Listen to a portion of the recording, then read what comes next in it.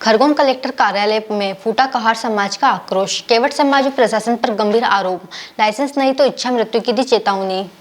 नर्मदा तट पर वर्षों से नाव संचालन कर जीवन यापन कर रहे कहार समाज का गुस्सा अब चरम पर पहुंच गया है। पेशवा घाट महिला नाविक कल्याण समिति सोसाइटी महेश्वर से जुड़े कहार समाज के नाविकों द्वारा मंगलवार को जिला मुख्यालय खरगोन स्थित कलेक्टर कार्यालय पहुंचकर जन सुनवाई कार्यक्रम के दौरान जमकर आक्रोश व्यक्त किया। नाविकों ने प्रशासन और केवट समाज पर प्रताड़ना के गंभीर आरोप लगाते हुए चेतावनी दी कि यदि उनकी मांगे शीघ्र पूरी नहीं हुई तो वे परिवार सहित इच्छा मृत्यु की अनुमति मांगने को मजबूर होंगे। कहार समाज ने बताया कि बीते 3 वर्षों से उनके गाँव संचालन के लाइसेंस जानबूझकर लंबित रखे गए हैं।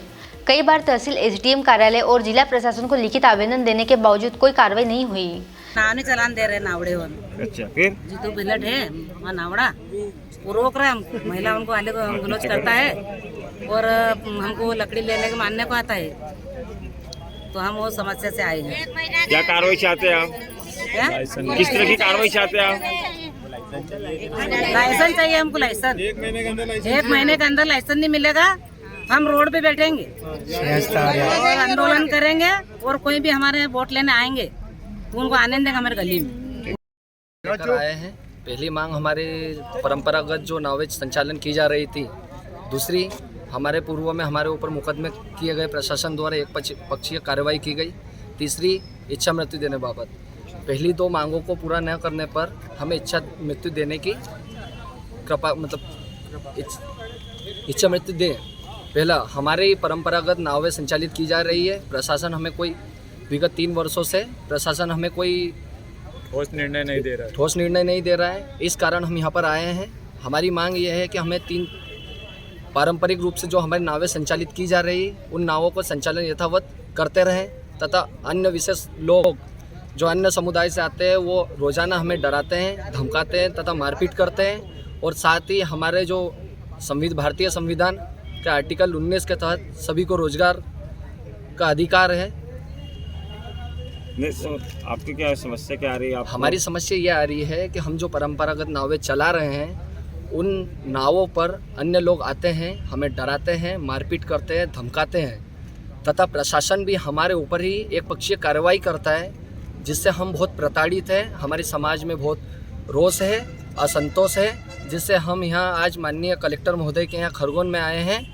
यहाँ पर इच्छा मृत्यु कभी इन 2 समस्या 2 बिंदुओं पर न निर्णय लिया गया तो हमें आत्मदाह करने के लिए प्रशासन द्वारा मजबूर किया जा रहा है।